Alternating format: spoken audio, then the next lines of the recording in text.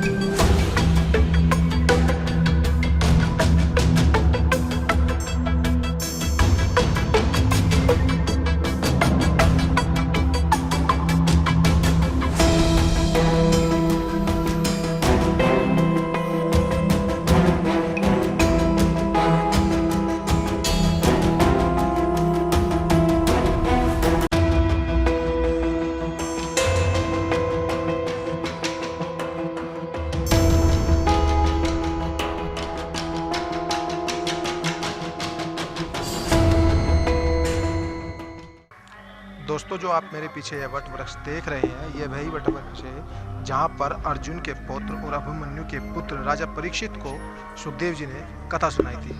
आइए इस वट वृक्ष के बारे में क्या मान्यता है, क्या इसका इतिहास है और क्या इसका रहस्य, आपको आज रूबरू कराते हैं। आइए।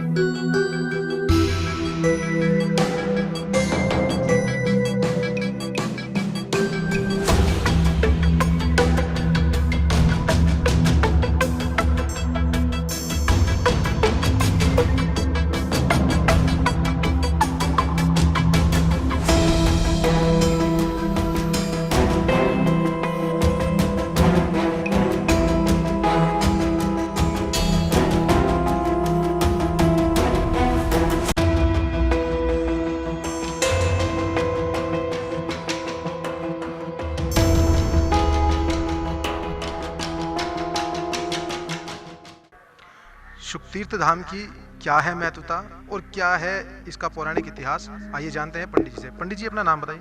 रविंद्र शर्मा। पंडित जी, इस स्थान का क्या महत्व है, क्या इसका इतिहास है, इस बारे में हमारे दर्शकों को कुछ बताएंगे? ये जो तीर्थ है शुक्तार तीर्थ, जहाँ पे सुखदेव जी महाराज ने राजा परीक्षित को भागवत शास्त्र सुना करके मोक्ष प्राप्त करा था, इसलिए तीर्थ प्रसिद्ध है। हमारे 18 पुराणों का वर्णन आता है, तो 18 पुराणों में जो श्रीमद् भागवत महापुराण है, जिस पुराण को सुखदेव जी महाराज ने राजा परीक्षित को सुनाया था, जिसमें भगवान की बाल लीलाएँ जितने भी चरित्र हुए हैं वो सब भगवान के वो 18 पुराण भागवत महापुराण में वर्णन आता है। और पुराणों में भगवान की बाल लीलाएँ नहीं आती जो श्रीमद् भागवत महापुराण में आती है। तो इस महापुराण को सुना करके ही सुखदेव जी ने राजा परीक्षित को मोक्ष पे प्राप्त कराई थी, जिनको अकाल मृत्यु का श्राप लगा था सर्प पे काटने से। कथा जो है वो महाभारत काल से जुड़ी हुई है। जब महाभारत चल रहा था तो अश्वत्थामा ने ब्रह्मास्त्र का प्रयोग किया था, इनके वंश में कोई न बचे, तो भगवान ने सुदर्शन चक्र से उस बालक की गर्भ में रक्षा की। वही बालक आगे चल के परीक्षित के नाम से विख्यात हुआ। परीक्षित के समय कलयुग का आगमन हुआ, तो कलयुग को रहने के लिए कुछ स्थान दिए थे, तो उनमें से एक स्थान था अनित्य से कमायधन, कोई भी धातु हो। तो भीम के द्वारा जरासंध का वध हुआ, तो निशानी के तौर पे उसका मुकुट उठा लाए। तो आने वाले समय में परीक्षित राजा बने थे। अब उनको क्या पता हमारे पूर्वजों की संपत्ति है तो हमारी है, उठा के पहन लिया। अब जब कोई नई चीज पहनते तो दर्पण जरूर देखते हैं, तो राजा ने भी अपना मुकुट पहना और दर्पण देखा। एक इच्छा जागृत होगी शिकार खेलने की। शिकार खेलने जंगल में चले गए, तो उनको वहां प्यास लगी, तो वो चल की तलाश में घूम ही रहे थे, तो उन्होंने एक दृश्य देखा वहां से। कहने लगा, अरे ये सामने क्या दृश्य दिखाया, कोई राजा का भेष बना रहा है और गाय बैल को सता रहा है। तो हमारे यहाँ तो इनकी रक्षा की जाती है, ये कौन उद्दंड है जो हमारा जैसा रूप बना के बैठा है। तो जैसे ये आगे तो कदम रखे तो एक आवाज आई कि राजन रक्षा करो रक्षा करो। तो राजा सोचते हैं गाय के मुख से स्त्री की आवाज आ रही है, इस रूप में है कौन ये। तो उन्होंने कहा, देवी निर्भय होकर अपना परिचय दो, तुम परीक्षित सामने है पांडव वंश का, निर्भय होकर अपना परिचय दो। तो उन्होंने कहा, मैं गाय हूँ। बैल से पूछा, मैं धर्म हूँ। तो उनसे पूछा, तुम कौन हो जो राजसी भेष में हो और इनको सता रहे हो हमारी सीमा में, पांडव वंश की सीमा में, ऐसा नहीं हो सकता। तो उन्होंने कहा, मैं कलयुग हूँ, मुझे ब्रह्मा ने भेजा, समय मेरा समय आ गया है, अब यहाँ पे मेरा प्रभाव चलेगा, जैसे सतयुग तेरे था द्वापुर और मेरा नाम है कलयुग। तो उन्होंने कहा, पांडव वंश के परीक्षित क्यों, तो ऐसा नहीं हो सकता, हमारे यहाँ का नियम है जो युद्ध में जीतेगा वही राजा है, तुम ही शासन कर सकते हो, तो युद्ध करो हमसे। तो जैसे परीक्षित ने धनुष बाण उठाए, तो परीक्षित कलयुग ने सोचा, जिसकी रक्षा स्वयं नारायण ने की हो, तो मैं उसे कैसे परास्त कर सकता हूँ, तो मुझे कुछ ना कुछ तो करना ही पड़ेगा, कोई नीति तो अपनानी ही पड़ेगी। तो तुरंत जब तक मैं इस पे प्रभाव नहीं डालूंगा राज्य पे, तो मेरा प्रभाव नहीं रहेगा राज्य पे। तो तुरंत परीक्षित के चरण पकड़ लिए। तो पहले ये था जो शरणागत हो जाता था उसको जीवन दान देते थे, जाओ हमारे तुमने शरणागति प्राप्त कर ली हमारी, तो हम तुम्हें जीवन दान दे रहे, लेकिन हमारा राज्य छोड़ के चले जाओ। कहले, महाराज कहाँ जाऊँ, चारों तरफ तो आपका राज्य, मैं तो आपका दास बन के रहूँगा, जैसे आप जगह दोगे वहाँ रहूँगा। तो उन्हें कहा, तुम जहाँ रहोगे तुम उद्दंडता करोगे। महाराज आप क्या सोचते हो, मेरे में दोष ही दोष है? अरे महाराज, मेरे में तो वो गुण है जो किसी युगों में नहीं था। तो महाराज परीक्षित कहने, तुम्हारे में ऐसा कौन सा गुण है जो और युगों में नहीं था?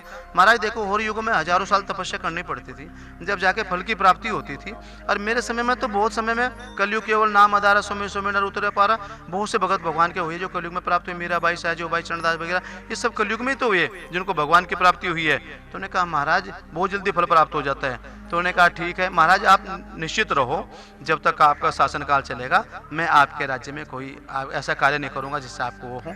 तो उन्होंने कहा, ठीक है, हम तुम्हें स्थान दे रहे हैं, जहाँ जुआ खेला जाता है वहाँ रहो, क्योंकि जुआ खेलने वाले का लालच रहता है, जितने बार खेल लो वो हर बार लगा ही रहता है जीत जाऊँगा।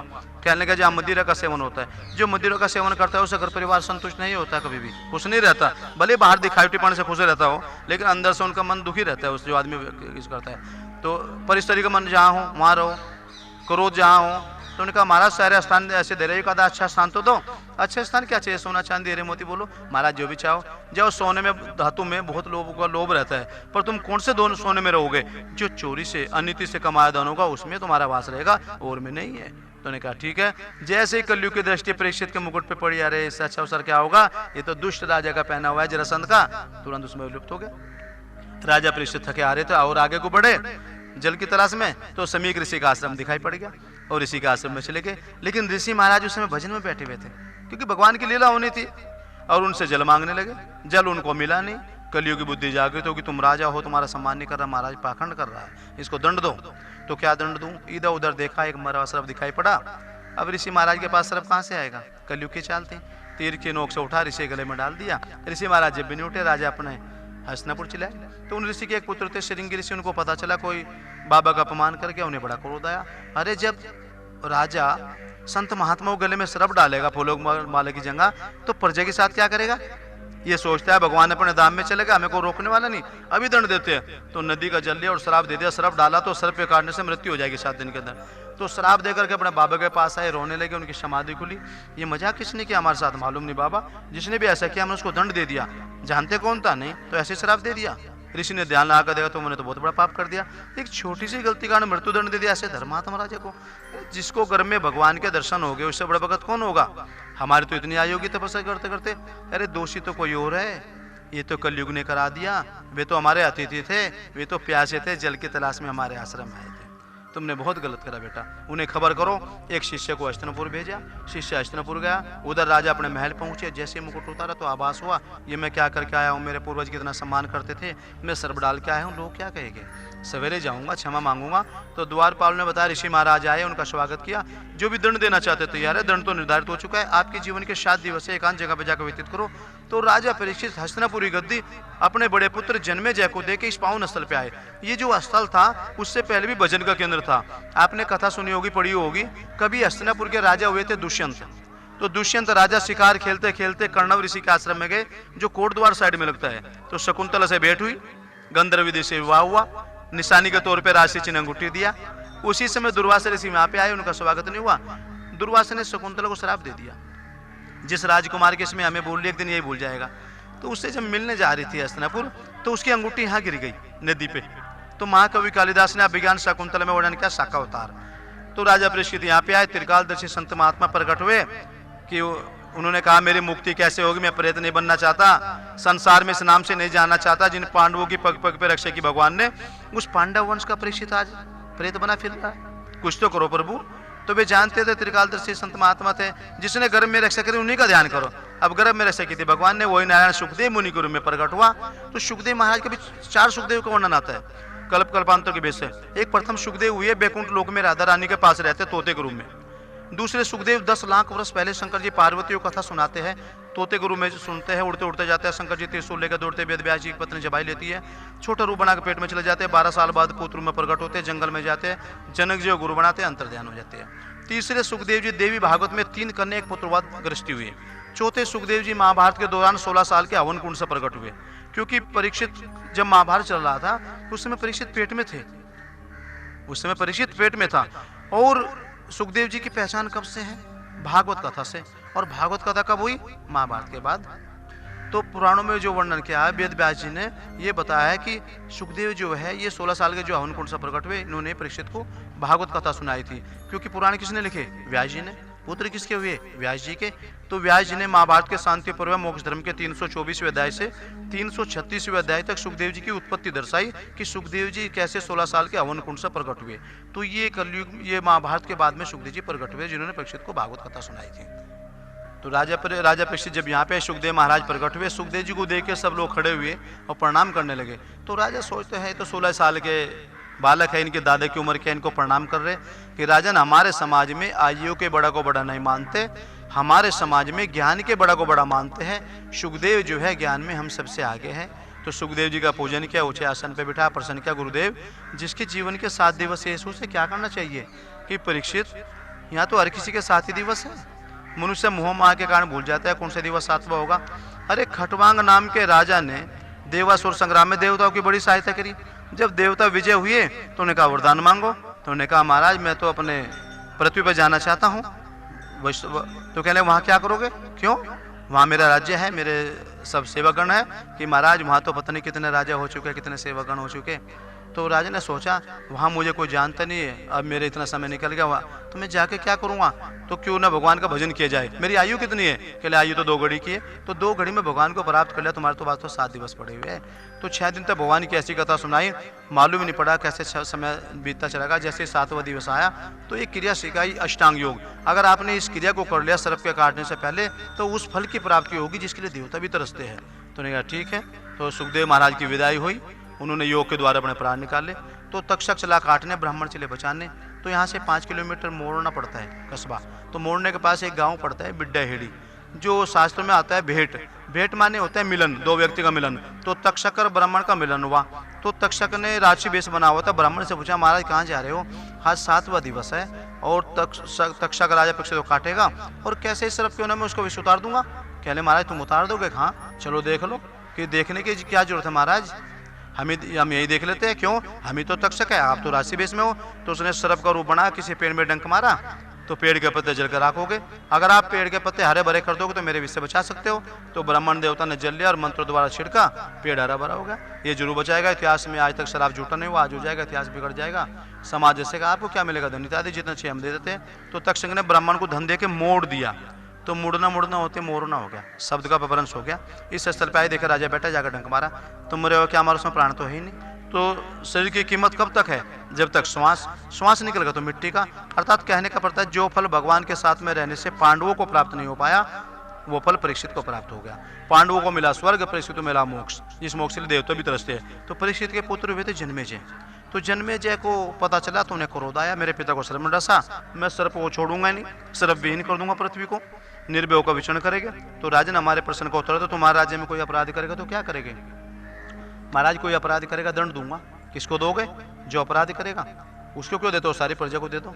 महाराज अपराध तो एक ने क्या, सारी प्रजा को ही दे दूं? ये तो तुम सोचो, तुम्हारे पिता को तो एक ने डसा, सबने थोड़ा डसा, जो सबको मारने पे तुले। क्या आपके पूर्वज ऐसे न्याय करते थे? तो सात्विक बुद्धि जागृत हुई, शक को मेरे भगवान की मैत्रिता करवाई। भागवत की जो परंपरा है, भागवत की जो शुरुआत है, पृथ्वी पर यहीं से शुरुआत हुई, क्योंकि सुखदेव महाराज यहाँ के कण कण में विराजमान है। ये वट वृक्ष आप देख रहे हैं, वट विश्वास अशल्य धर्मा, एक चौपाई आती है। जितनी भी कथाएं हुई शास्त्रों में वो सब वटवृक्ष के नीचे हुई। शंकर भगवान ने पार्वती को सुनाई कैलाश पर्वत पे वटवृक्ष के नीचे, सुखदेव जी ने परीक्षित को सुनाई वटवृक्ष के नीचे, नैमिषारण्य में सूर्य जी ने सोनका आदि को सुनाई वटवृक्ष के नीचे, मैत्रेय जी ने विदुर को सुनाई हरिद्वार में वटवृक्ष के नीचे, और चरणदास जी को गोद में बिठाकर पेड़े का प्रसाद दिया था वो भी वटवृक्ष के नीचे। तो जैसे सभी तीर्थों का राजा कौन है? तीर्थराज प्रयाग। तो उसी प्रकार सभी वृक्षों का राजा वटवृक्ष है।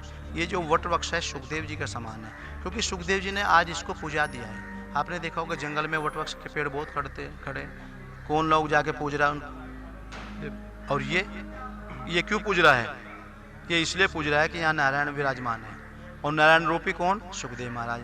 तो नारायण के रूप में सुखदेव महाराज यहाँ विराजमान है। तो सुखदेव महाराज ने इसको भी आज अमर तत्व प्राप्त करा दिया। जैसे परीक्षित पूज रहे हैं, जय जयकार हो रही है, ऐसे इसकी वटवृक्ष भी हो रही है। आपने देखा होगा वटवृक्ष में दाढ़ी लटकती है रस्से रस्से, तो इसमें देखो शाखाएं बहुत लंबी लंबी जा रही है, पर वो रस्से से नजर नहीं आते। थोड़ा बहुत नाम मात्र है तो वो जड़ में चिपक गया, रास्ता नहीं रोक रहा। यानी कि सुखदेव जी के स्वरूप तरह सुखदेव जी तरह जवान नजर आता है 5000 साल से ऊपर। तो पंडित जी अगर कहा जाए तो एक तरीके से इसे मोक्ष धाम कहना कोई गलत नहीं होगा? हाँ, मोक्ष धाम है, मोक्ष दिला ना। मुक्ति तो ये होता है किसी का शरीर पूरा हुआ और वो आत्मा भटक रही है, किसी को देख कर परेशान कर रही है, यानी उसकी मुक्ति नहीं हुई। और वो किसी को नहीं देख रही, परेशान नहीं कर रही, उसकी मुक्ति होगी, लेकिन उसका आवागमन बना रहेगा कर्मों के अनुसार। और मोक्ष सदा सदा के लिए छुटकारा। तो परीक्षित को मोक्ष तो मिला जो पांडवों को नहीं मिला। पांडवों को तो स्वर्ग मिला। स्वर्ग का मतलब होता है ऐसो आराम युक्त जीवन। तो जहाँ ऐसो आराम युक्त जीवन होता है वहाँ अभिमान जागृत हो जाता है। अभिमान के कारण अहंकार उत्पन्न होता है, उससे पतन होता है, चाहे देवता क्यों ना हो, अपराध बनता है।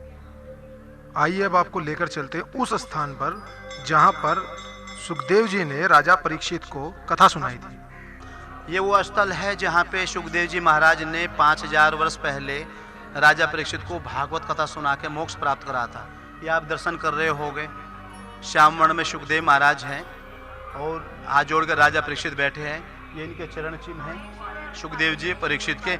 ऐसी मान्यता है कि इसी जगह पे बैठे होंगे, इस वटवृक्ष के छत्र छाया में बैठे ना, तो ये बैठे उनका दर्शन है सुखदेव जी महाराज परीक्षित जी महाराज का भागवत कथा सुनाते हुए। सुखदेव जी महाराज यहाँ पे 2 बार प्रकट हुए। 5000 साल पहले परीक्षित को भागवत कथा सुनाई और 300 साल पहले चरणदास जी को दीक्षा दिया। चलो उनके बारे में भी आपको बताते हैं।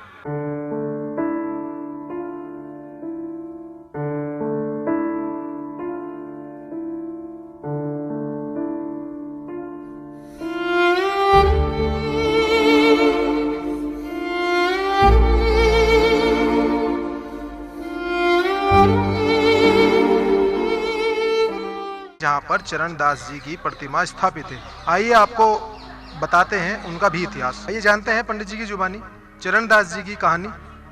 जी पंडित जी। सुखदेव जी महाराज जो है इस पावन स्थल पे 2 बार प्रकट हुए।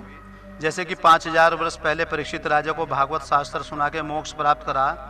अभी 300 साल पहले चमत्कार हुआ, इसे बहुत कम लोग जानते हैं। राजस्थान में अलवर जिला है, तो अलवर से एक रोड जाती है बह रोड, वहाँ पे एक गांव पड़ता है डेहरा शाहपुरा। गांव के जमींदार के यहाँ जन्म हुआ और नाम था रणजीत लाल भार्गव। तो ये पत्ते की चक्री बना के खेल रहे थे, तब सुखदेव महाराज का अवधूत रूप का दर्शन हुआ। तो सुखदेव महाराज को देख के बच्चे लोग डर गए, नंगा बाबा ये पास में आए। तो सुखदेव महाराज ने इनको गोद में बिठाया और पेड़े का प्रसाद दिया, चेला बना लिया, और जब बड़े हो जाओगे ढूंढ लेना और बड़े बड़े राजा बादशाह तुम्हारे चरणों में झुकेंगे। फिर ये 7 साल की अवस्था में दिल्ली आए पर नाना जी के यहाँ। इनके जो नाना थे मोहम्मद शाह बादशाह के अधिकारी थे, क्योंकि बादशाहों का शासन था। तो मुल्ला जी से कहा पढ़ाओ, तो उनको चमत्कार दिखा पंडित जी को। इसी तरह 18 साल के हो गए। तो जब सत्संग में गए तो मालूम पड़ा प्रभु प्राप्ति बिना गुरु का नहीं होता। फिर गुरु की तलाश में लगे, ऐसा गुरु चाहिए जो काम क्रोध लोभ मोह से परे हो। कि ऐसा तो एक ही गुरु हुआ कलयुग में, कौन? सुखदेव महाराज। कहाँ मिलेंगे? क्यों तो अंतर्यामी है। तो इनके मन में वहीं चलना चाहिए जहाँ भागवत कथा सुना। तब ये दिल्ली से 19 साल की अवस्था में यहाँ पे आए। तो इस तीर्थ का वर्णन किया इन्होंने, ऐसे लगा वर्ष 19वां, जहाँ निकले मोरना तिस्सा गंगा यमुना के मध्य जानो, शुक तार पास पहचानो, जहाँ कथा सुखदेव सुनाई राजा परीक्षित को समझाई, ताते सुख तार नाम भया कृष्ण भक्ति वरदा 100। पौन कोसवा पास जो जाते बाई और, ऊंचा टीला जानिए सहज गए वहाँ ठोर, लखो अचानक वहाँ पुरुष लघु तरवर की छाई, किशोर अवस्था सावरी तन में वस्त्र नाई। तो यहाँ पे आए सुखदेव महाराज बैठे नजर आए, रोने लगे। तो सुखदेव जी ने कहा किसके लड़के हो, क्या कष्ट है तुम्हारी, क्या कामना है, हम पूरी कर देंगे। महाराज आप तो अंतर्यामी हो, अनजान की बातें पूछ रहे हो। तो मेवाड़ का रहने वाला हूँ, राजस्थान को मेवाड़ बोलते हैं। अलवर मेरा नगर है, रणजीत लाल मेरा नाम है, दिल्ली में मैं रह रहा हूँ नाना जी के यहाँ। बचपन से था, हरि कैसे मिले? सत्संग में गया तो पता चला बगैर गुरु के हरि मिलेंगे नहीं, और आप ही मिल गए तो हरि मिल गए। तो सुखदेव जी ने कहा हमने तो चेला बहुत पहले बना लिया। कुछ याद है? तुम्हारे गांव में नंगा बाबा का नदी किनारे खेल रहे थे, गोद में बिठाया, पेड़े का प्रसाद दिया। जैसे ही सर पे हाथ धरा तो बचपन की याद आई, तो यहाँ इनको दीक्षा दिया। तो तब इनका नाम रखा चरणदास, कि जाओ भक्ति का प्रचार करो, जब तेरे मन में शंका हो ध्यान करेगा, ध्यान के अंदर तेरी शंका का निवारण कर दूंगा। तो फिर दिल्ली चले गए। तो दिल्ली में एक स्थल है फतेहपुरी, तो वहाँ पे 14 साल तक योग साधन का, अष्ट सिद्धि नवनिधि प्राप्त की। तो सुखदेव जी ने कहा अष्ट सिद्धि नवनिधि के मालिक को बादशाह की तरह रहो। 30 नौकर लगाए, 2 दरवाजे पे कोई सेवा डुला रहा है, कोई सेवा कर रहा है। कई स्थल बनाए, फतेहपुरी, तेलीवाड़ा, गर्दनपुरा, नई बस्ती, काश की मंडी। एक स्थल है चावड़ी बाजार। चावड़ी बाजार में चरखी वाला चरणदास की बगीची, चरणदास मार्केट, वो इन्हीं के नाम से है। बड़े बड़े बादशाह शाह आलम अली गौहर, मोहम्मद शाह, नादिर शाह जैसे सब चरणों में झुक गए। फिर ये वृंदावन गए। तो वृंदावन में सेवा कुंज, तो सेवा कुंज में छिप के बैठ के भगवान की लीला देखूंगा। देखा पुजारी घूम रहे, सिद्धि थी, छोटा रूप बना दिया। पुजारी लोग मंदिर बंद करके चले गए। तो पेड़ के नीचे से निकल मंदिर के आगे रोने लगे। तो किशन जी कहने, राधा जी हमारे मेहमान आ गए, जिनको हमने भक्ति प्रचार के लिए भेजा है जग में, इनको दर्शन दो। तो इनको दर्शन दिया। प्यारे जिस कार्य के लिए भेजा वो करो, कार्य करो, भक्ति प्रचार करो, जीवों का उद्धार करो, वही करूंगा। प्रभु एक इच्छा है क्या, मैं वो वृंदावन देखना चाहता हूँ। अच्छा तो आंखें बंद कर, बाग बगीचा, क्यारी फुलवारी, अनेक गोपी, अनेक कृष्ण अभिषेक बन के रासलीला होने लगे। कहने आंखें खोलो, और जैसे आंखें खोली तो अपना आपको वंशीवट पे पाया और साधु रूप में आ गए। तो रोने लगे, मैं तो सखी था, भगवान के साथ था, कहाँ साधु। रात्रि को सुखदेव जी प्रकट हुए, क्या बात है गुरु जी, एक बार वो छवि दिखाओ, नहीं तो अपना शरीर जमुना जी में छोड़ दूंगा। तो सुखदेव जी ने कहा चरणदास तुमसे बड़ा धनवान है कोई संसार में? अरे जिस रासलीला में सृष्टि रचे तब ब्रह्मा का प्रवेश नहीं हुआ, नारद तीनों लोकों में प्रसिद्ध भगवान का परम भगत, अरे नारद का भी प्रवेश नहीं हुआ रासलीला में। अरे गणपति सार्ध पार न पावे, तुम्हें तो सीधे प्रवेश हो गया, पहचानो कौन हो? अच्छा तो आंखें बंद कर, सर पे आदर है, वही रासलीला दिखाई। तब श्याम से मिलन हुआ, तब नाम हुआ श्याम चरणदास। तो उसके बाद फिर दिल्ली चले आ गए। तो दिल्ली में 60 साल तक भक्ति प्रचार करिए। बहुत चमत्कार, बहुत ऐसे इनके अनेक चमत्कार थे। जैसे कि वृंदावन में है कामवन, तो कामवन के एक भगत हुए नागरीदास। तो नागरीदास जो थे जगन्नाथ जी के भगत थे, और जगन्नाथ जी है उड़ीसा में। तो वृंदावन छोड़ के जगन्नाथ जी के दर्शन के लिए चल दिए। तो रास्ते में एक जगह पड़ता है फिरोजाबाद, तो वहाँ जाकर नींद आई। सपने में जगन्नाथ जी ने दर्शन दिया, मैं तेरी भक्ति से बड़ा प्रसन्न हूँ, पर मेरा स्थल तो बहुत दूर है, तू कष्ट क्यों झेल रहा है? सरल राह बता रहा हूँ दर्शन की, जाने का पूरी विचार छोड़, यहाँ से सीधे दिल्ली जाओ, वहाँ मेरा दर्शन करके मन वांछित पल पाओ। दिल्ली में मम अंश अवतार रहते हैं चरणदास स्वामी, उनको मेरा स्वरूप जानकर दर्शन करो निष्कामी।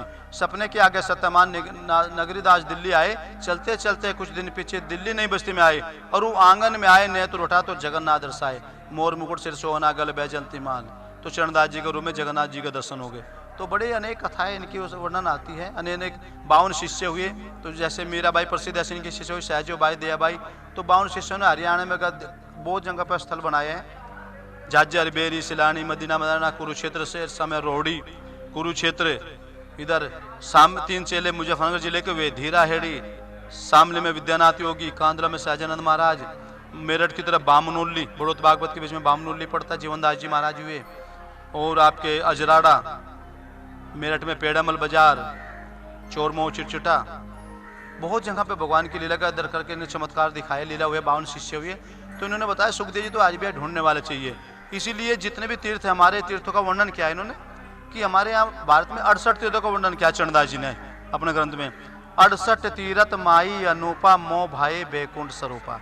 68 तीर्थों में से सुखतार जो तीर्थ है वो बैकुंठ के समान माना है, ऐसे चरणदास जी ने वर्णन किया, जो सुखदेव जी के शिष्य हुए।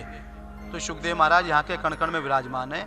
ये जो तीर्थ आप देख रहे हैं, सुखतार तीर्थ जो है, ये इसको विकास में लाने का श्रेय ब्रह्मलीन 129 साल के स्वामी कल्याण देव जी महाराज हो जाता है, जिनके अथक प्रयास से आज आप लोग, हम सब लोग इस वटवृक्ष की छत्र छाया में खड़े होकर के कथा दर्शन परिक्रमा कर रहे हैं। तो यहाँ पे आना ही दुर्लभ था, जंगल थे, जब रास्ता ही नहीं होगा तो लोग आएंगे कहाँ से। तो यहाँ पे बहुत उन्होंने इसका किया, उनके द्वारा हजारों शिक्षण संस्थाएं स्थापित है, पद्म श्री, पद्म भूषण इत्यादि अवार्ड सम्मानित रहा है महाराज जी। और महाराज जी जब भी लेते थे भिक्षा मांग के लेते थे। जो भी संस्थाएं का निर्माण उनके द्वारा स्थापित हुआ है, वहाँ का अंजल नहीं लेते थे। ऐसी दिव्य शक्ति थी, जिन क्यों ऊपर वाला 3 चीज साधारण जीव को नहीं देता, ध्यान रखो। एक तो इतनी आयु 129 साल के नहीं मिलेगी, एक इतने कार्य और एक इतनी पहचान। अगर किसी की आयु होगी तो कार्य नहीं कर सकता, और कार्य कर दे तो आयु नहीं होती। पहचान है तो आयु नहीं है, आयु है तो पहचान नहीं है। तो इनके जीवन में ऐसी घटित हुई है लीला जो किसी और के में नहीं। आयु इतनी किसी को नहीं मिलेगी, कार्य इतने कोई नहीं कर सकता, पहचान इतनी कोई नहीं कर। ऐसी दिव्य शक्ति, ऐसे तीर्थ है, ये मोक्ष धाम है। तो श्री शुकतार धाम में अक्षय वट विशाल, कथा सुनाई परीक्षित को सुखदेव मुनि महाराज। बोल श्रीमद् भागवत महापुराण की जय, सुखदेव जी महाराज की जय। पंडित जी, जैसे कि हमने देखा भी है, वट वृक्ष पर कुछ महिलाएं या कुछ और भी व्यक्ति हैं जो परिक्रमा कर रहे हैं और एक धागा सूत्र बांध रहे हैं। इसका क्या रहस्य है, थोड़ा सा ये भी बताएं। देखिए, हमारे यहाँ कुछ पवित्र पेड़ होते हैं और पवित्र पेड़ की पूजा होती है, बेलपत्र व तुलसी हुई। जब आप कोई अपना मंगल कार्य करते हैं, अगर परिवार में हवन वगैरह करते हो, आपने देखा होगा दरवाजे पे तोरण बांधते, पेड़ के आम के पत्ते ला के पल्लो बनाते हैं ना, बंधनवार बांधते हैं ना, तो उसी प्रकार शुभ माना जाता है। तो ये तो वट वृक्ष है, तो ये सुखदेव स्वरूप ही है। आपने कथा नहीं सुनाई, हमारे यहाँ जो नारियां थी जिन्होंने यमराज से अपने पति को लेके आ गई, सत्यवान सावित्री की कथा आपने सुनी होगी। तो वड़ की तो कथा है, उसी जो वड़ सावित्री करते हैं ना, पति की आयु के लिए संसारी कामनाएं, तो वड़ की पूजा इसलिए करते हैं कि वट विश्वास अचल निधर्मा। तो जितनी कथा है सब इसके नीचे हुई, तो भगवान ये विश्वास का प्रतीक होता है। तो इसके नीचे बैठ के जो भी कामना मनुष्य पूरी मांगता है तो वो भगवान उसकी अवश्य पूरी करते हैं। और फिर इसके नीचे तो नारायण बैठे हैं साक्षात। तो जहाँ नारायण बैठे हैं तो वहाँ तो संशय करने की कोई बात ही नहीं है। इसीलिए लोग बाग परिक्रमा करते हैं, कलाव वगैरह बांधते हैं घर परिवार की सुख शांति के लिए। ये ऐसे है। पंडित जी, एक बात यह भी जानना चाहेंगे कि बहुत कम लोग जानते हैं, बहुत कहते हैं कि शुक्रताल, शुकतीर्थ कि शुक्रताल का नाम सुखदेव जी के नाम पे पड़ा है, कैसे? तो थोड़ा सा इस बारे में भी बताइए हमारे दर्शकों को कि शुक्रताल को आखिर क्या कहानी है, शुक्रताल के नाम के पीछे या शुकतीर्थ के पीछे। देखिए, सबसे पहले तो जो दुष्यंत शकुंतला की कथा मैंने आपको बताया था कि शिकार खेलने गए थे और शकुंतला से मिलन हुआ, और जब उसे मिलने जा रही थी वापस तो उसकी अंगूठी यहाँ गिर गई। तो महाकवि कालिदास ने अभिज्ञान शाकुंतला में शाकावतार वर्णन किया। और जब सुखदेव जी यहाँ प्रकट हुए तो शुक अवतार यानी सुखदेव जी का अवतार हुआ यहाँ पे। और सुखदेव जी ने किसी जीव को भागवत शास्त्र सुना के तार दिया, भवसागर से तार दिया गंगा के तट से, गंगा तट पर। तो शुक के द्वारा किसी को तारना शुक तार हो गया। और देहात में पढ़ने से शुकतार का अपभ्रंश हो गया शब्द का शुक्रताल, जो कि योगी सरकार ने इसको आकर के महाराज ने इसको तीर्थ की श्रेणी में ला दिया। अब ये जो है स्थल, ये शुकतार या शुक्रताल नहीं है, ये शुक तीर्थ हो गया, तीर्थ की श्रेणी में आ गया। जैसे हमारे और तीर्थ है, हरिद्वार, वृंदावन, ये सब जो है तीर्थ आते हैं, तो ऐसे ही इसको भी स्थल, इसको भी स्थान प्राप्त हो गया तीर्थ की श्रेणी में। तो अब ये शुक तीर्थ हो गया, तीर्थ की श्रेणी में आ गया। क्योंकि यहाँ पे जो भागवत कथाएं होती है ना, भागवत तो हर भाषा में है, तो वो भारत के जितने प्रदेश में सब लोग जाते हैं कि जहाँ सुखदेव जी ने भागवत सुना, एक बार जाके वहाँ भागवत कथा श्रवण करें, इसलिए लोग यहाँ पे आते हैं, इसलिए उसको तीर्थ की श्रेणी में लाया गया है। पंडित जी, यहाँ पर सर्वप्रथम भागवत का जो आगमन धरती पर हुआ था या सुनाने का, वो सर्वप्रथम यहाँ हुआ था। वैसे तो जगह जगह देखा जाता है कि भागवत होती रहती है, कहीं ना कहीं पर चलती रहती है, लेकिन एक शुकतीर्थ एक ऐसा स्थान है जहाँ पर सबसे ज़्यादा भागवत होती है। तो इस हिसाब से अगर देखा जाए तो सबसे पवित्र स्थान यदि अगर पूरी पृथ्वी पे कहीं है तो वह है शुक्रताल या शुकतीर्थ। तो इस विषय में भी आप कुछ कहना चाहेंगे कि जैसे मतलब इतना पवित्र स्थान है और फिर भी यहाँ पर लोग आते तो हैं दूर दूर से, विदेश से, लेकिन फिर भी यहाँ पर बहुत ही कम चकाचौंध है, इस बारे में बताएं। देखिए, ये जो आपने बात कही ना चकाचौंध वाली, हर चीज़ का एक समय होता है। सुखदेव जी कहते हैं कि जिस प्रकार से धन से सब चीज़ प्राप्त की जा सकती है पर मन की शांति नहीं प्राप्त की जा सकती, तो सुखदेव जी की इस भूमि में क्या है, कुछ मिलो न मिले पर मन को शांति जरूर मिलेगी। आप और जगह आप खूब भीड़ भड़ाके में घूम सकते हैं, तो सुखदेव जी कहते हैं, सुखदेव जी तो लंगोटी पहन के घूमते थे ना, मैं तो वो तो दिव्य रूप था भगवान का, लीला करने आए थे। एक रूप से लीलाएं कर रहे हैं, एक रूप से तो वे नगन स्वरूप में बैठे हैं, सुखदेव मुनि के रूप में है। तो ये जो बात है ऐसा कुछ नहीं है, ये तो जगह जगह पे तीर्थ का समय समय पे विकास होता है, और विकास भी ये भी होता है जब विकास करने वाला व्यक्ति सामने उस महिमा को समझ पाता है कि किस चीज़ का क्या समय है, और भगवान कहता है जिस चीज़ का जब समय आता है जब उसका विकास होता है। तो यह भी जो विकास देख रहे हैं ये तो बहुत धीरे धीरे बहुत बढ़ रहा है। पहले क्यों जानता भी नहीं था भागवत को, अब तो जगह जगह पे भागवत की कथाएं होती है, तो लोग आते हैं दूर दूर से भागवत कथा सुनते हैं। दोस्तों, आज हमने आपको दिखाया सुखदेव जी आश्रम और शुक्रताल का क्या है महत्व और क्या है यहाँ वट वृक्ष की महत्वता, क्यों आखिर यहाँ पर लोग दूर दूर से आकर भागवत कराते हैं। यदि हमारे द्वारा दी गई जानकारी और दिखाया गया कार्यक्रम आपको अच्छा लगा हो तो चैनल को सब्सक्राइब करें, लाइक करें, कमेंट करें और शेयर अवश्य करें। मैं अंकित मोहन शर्मा अपने सहयोगी सोनू पाल के साथ।